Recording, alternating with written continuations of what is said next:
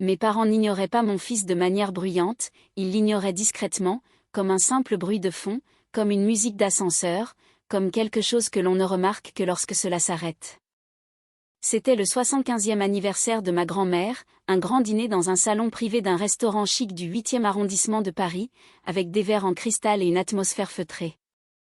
Mon frère Adrien est arrivé avec 20 minutes de retard, comme d'habitude, accompagné de ses 2 enfants habillés comme s'ils sortaient d'un catalogue de chez Bonpoint. L'atmosphère de la pièce a changé dès qu'il a franchi la porte. « Voilà mes trésors », s'est écriée ma mère, se précipitant au-delà de mon fils pour prendre dans ses bras le plus jeune des enfants d'Adrien. Mon fils, Théo, se tenait juste à côté de moi, il avait la même taille qu'eux, le même sourire plein d'espoir, et sa petite main serrait la mienne un peu plus fort, mais personne ne s'est baissé pour lui parler. Personne n'a prononcé son nom, ils l'ont contourné comme s'il était un simple meuble de décoration. Les enfants d'Adrien ont reçu des compliments sur leurs cheveux, leurs chaussures et leur niveau de lecture avancé pour leur âge. Mon père a interrogé mon neveu sur son école privée bilingue, tandis que ma mère montrait des photos du voyage de la famille d'Adrien à Courchevel l'hiver dernier. Personne n'a posé de questions à Théo sur son projet d'exposé scientifique ou sur le livre qu'il venait de terminer. Personne n'a remarqué qu'il portait son seul petit blazer bleu marine parce qu'il voulait avoir l'air important pour l'occasion. Il a continué de sourire, et c'est ce qui m'a brisé. On peut supporter le manque de respect quand il nous est adressé, mais quand il vise votre enfant, la douleur est d'une toute autre nature. Je suis restée silencieuse, je restais toujours silencieuse parce que dans ma famille, Adrien était l'enfant prodige, le futur grand patron, celui qui avait réussi. Moi, j'étais la sensible, celle qui était partie vivre loin, celle qui avait fait un mariage en dessous des attentes familiales. Ils ne l'ont jamais dit à voix haute, ils n'en avaient pas besoin. Quand le serveur est venu prendre la commande des boissons, ma mère a ri et a dit d'une voix forte, « Adrien, nous te laissons choisir le vin, tu as le palais si raffiné. » Puis elle m'a regardé et a ajouté, « Toi, tu bois toujours ce petit vin de table bon marché, n'est-ce pas ?» Quelques rires étouffés ont circulé autour de la table et Théo a baissé les yeux vers son assiette. C'est à ce moment précis que j'ai réalisé une chose, ils ne pensaient pas que nous étions leurs égaux, ils pensaient que nous étions moins qu'eux, et ils n'avaient aucune idée de qui était assis en face d'eux. Le dîner s'est poursuivi comme d'habitude, Adrien parlait de ses investissements boursiers, mon père hochait la tête comme un membre fier d'un conseil d'administration, et ma mère rayonnait à chaque respiration de ses petits-enfants préférés. À un moment donné, mon neveu a renversé son verre d'eau et ma mère s'est précipitée pour éponger sa chemise comme s'il s'agissait d'une urgence médicale absolue. 5 minutes plus tard, Théo a demandé discrètement un peu plus de pain, mais personne ne l'a entendu, non pas parce qu'il murmurait, mais parce que personne n'écoutait. Je me suis penchée et j'ai embrassé le sommet de sa tête en lui murmurant « Je t'entends, mon chéri ».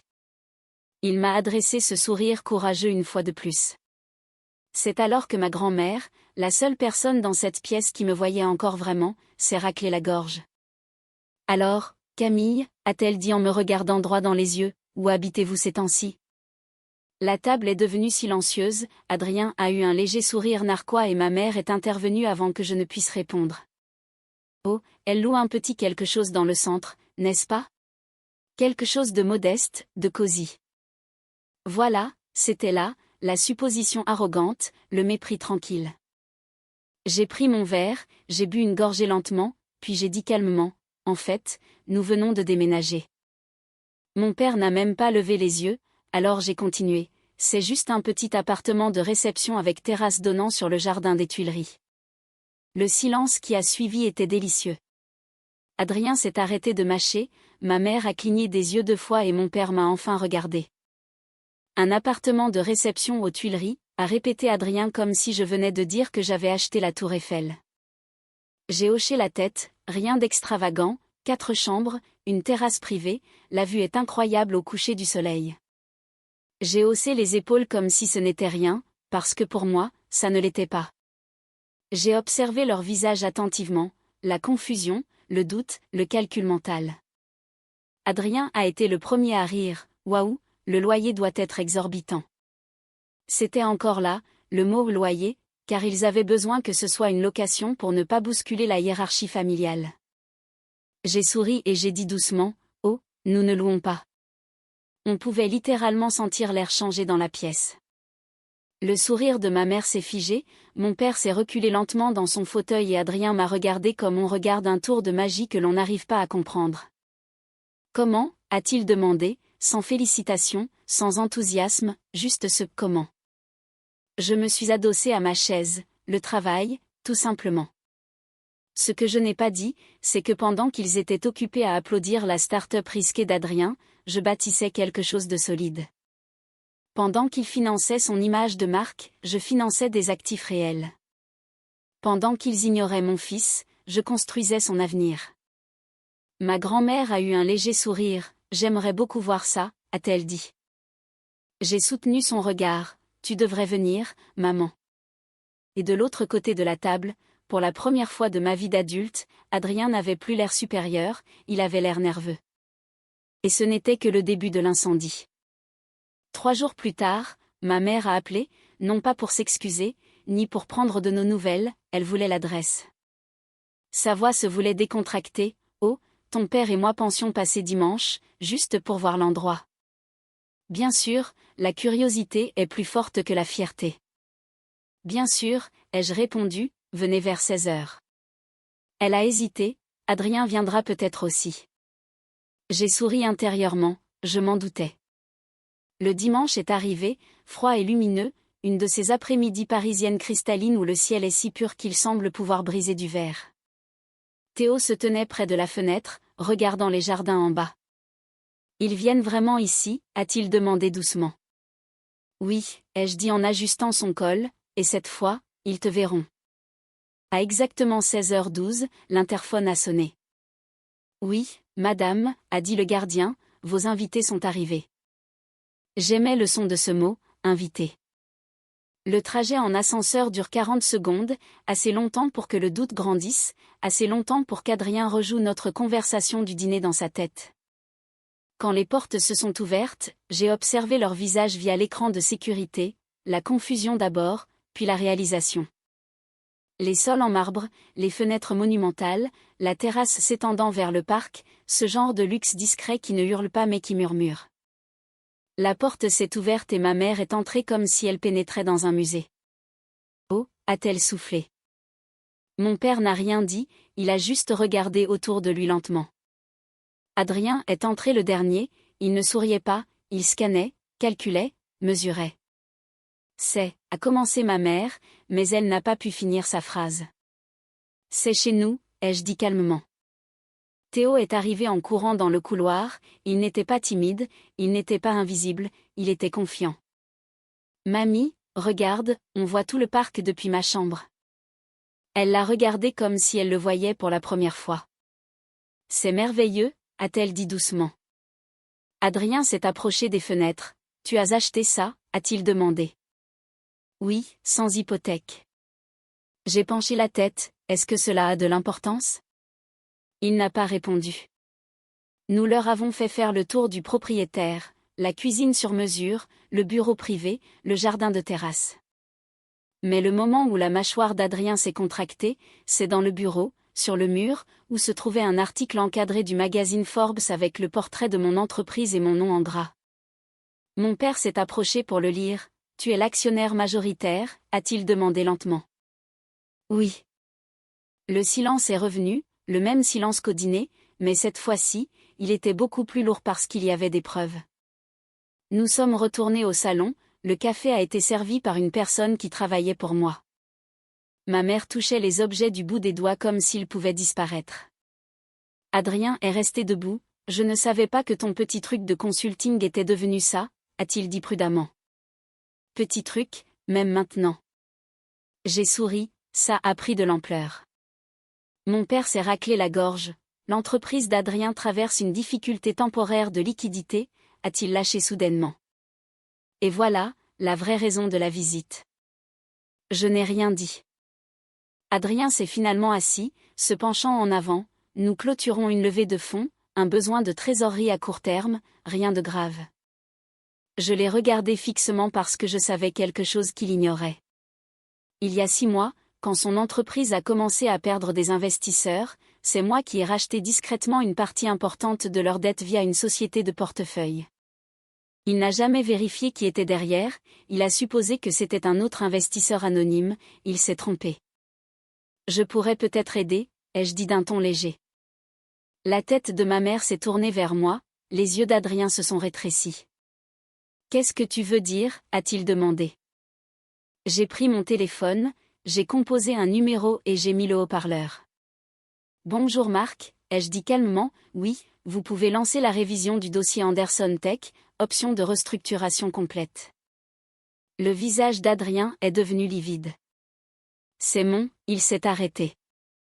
Oui, ai-je dit doucement, c'est bien ton entreprise.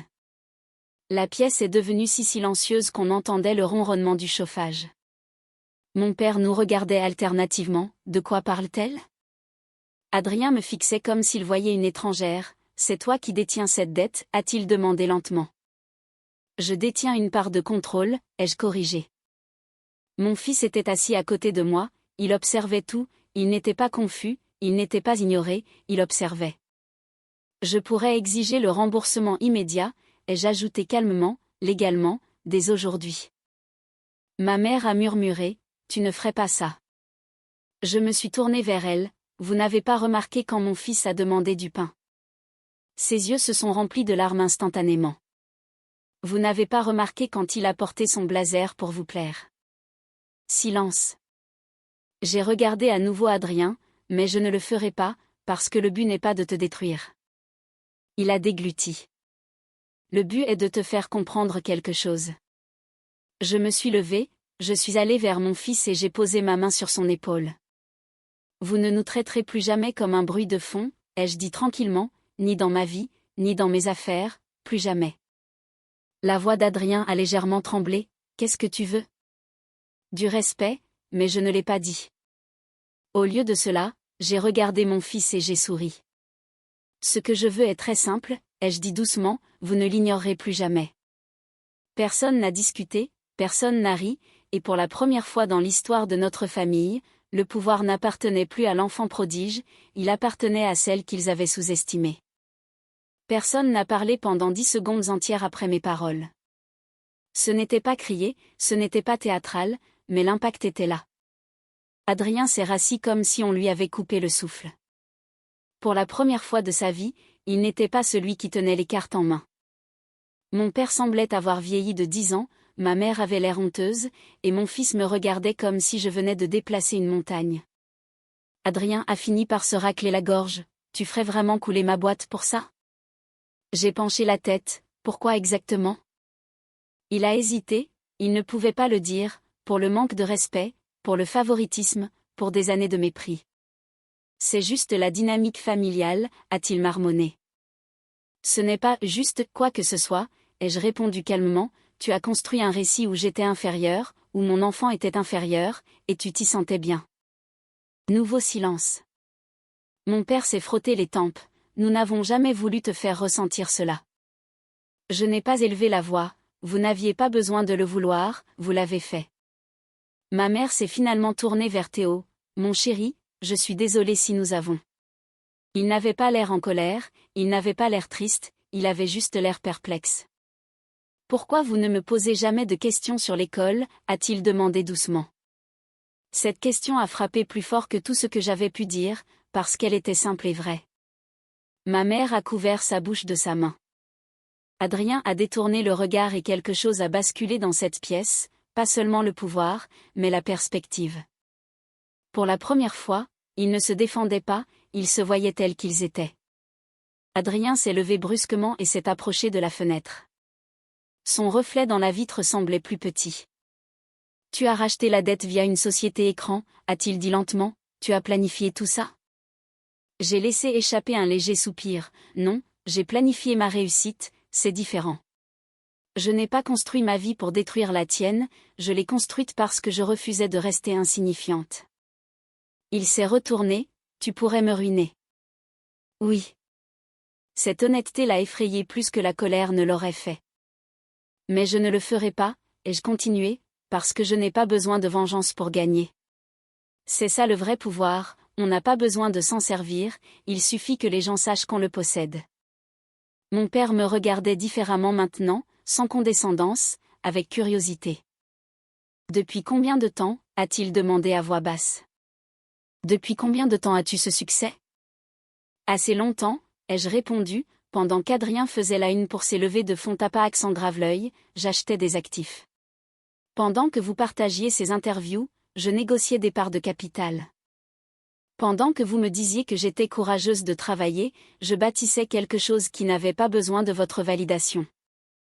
Adrien a passé une main dans ses cheveux. Pourquoi ne nous as-tu rien dit? J'ai eu un petit sourire presque triste. Auriez-vous écouté? Il n'a pas répondu parce qu'il connaissait la réponse. Non, il n'écoutait que lorsque la situation les y forçait. Théo s'est approché de la fenêtre à côté de son oncle. On peut voir les bateaux-mouches d'ici, a-t-il dit doucement. Adrien a baissé les yeux vers lui, il l'a regardé vraiment pour la première fois. Tu es en quelle classe, a-t-il demandé. Mon fils a hésité, en CM1. Adrien a hoché la tête lentement, c'est super. C'était maladroit, peu naturel, mais c'était la première tentative sincère que je voyais. Le changement n'est pas toujours cinématographique, il est souvent inconfortable. Après 1 heure, mes parents se sont préparés à partir. Ma mère a serré Théo très fort dans ses bras cette fois-ci, peut-être trop fort. Je veux venir à ton prochain événement scolaire, a-t-elle dit. Il m'a jeté un coup d'œil, j'ai hoché la tête une fois. On verra bien, a-t-il répondu poliment. Les limites, même à 9 ans, il les comprenait désormais. Mon père s'est tenu devant moi près de la porte, je t'ai sous-estimé, a-t-il dit à voix basse. Je n'ai pas triomphé, je sais. Adrien s'est attardé derrière eux. Quand nous avons été seuls une seconde, il a pris la parole, tu as toujours voulu prouver quelque chose. Non, ai-je corrigé doucement, j'ai juste arrêté d'essayer de te le prouver à toi. Cette nuance, c'est la liberté. Il a regardé autour de lui une dernière fois, je pensais être en tête, a-t-il admis. Tu faisais beaucoup de bruit, ai-je dit, moi, j'étais patiente. Un autre silence, mais celui-ci n'était pas hostile, il était empreint d'humilité. Alors qu'ils entraient dans l'ascenseur, Adrien s'est retourné légèrement, tu ne vas pas exiger le remboursement de la dette? J'ai croisé son regard, non. Un soulagement immédiat a balayé son visage. Mais comprends bien une chose, ai-je ajouté calmement, ce n'est pas une faveur, c'est un choix. Les portes se sont fermées. Et juste comme ça, le mythe de l'enfant prodige a volé en éclats, non pas parce que j'avais crié, non pas parce que je l'avais détruit, mais parce que je n'en avais pas besoin.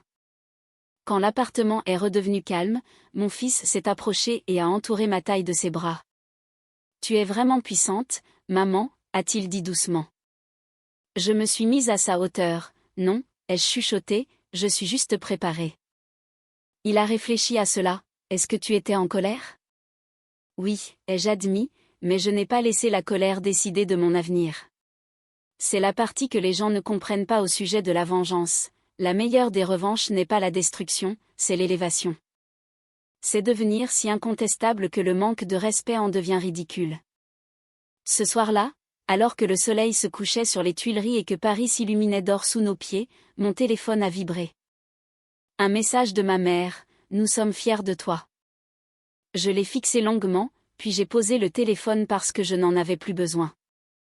La validation a un goût différent quand on a dépassé les gens qui nous la refusaient. Je suis sortie sur la terrasse avec mon fils, le vent était frais, l'horizon infini. Ils ne t'ignoreront plus jamais, ai-je dit tranquillement. Il a serré ma main, je sais. Et pour la première fois de ma vie, je ne me sentais pas comme un bruit de fond, j'étais l'actrice principale de ma propre histoire.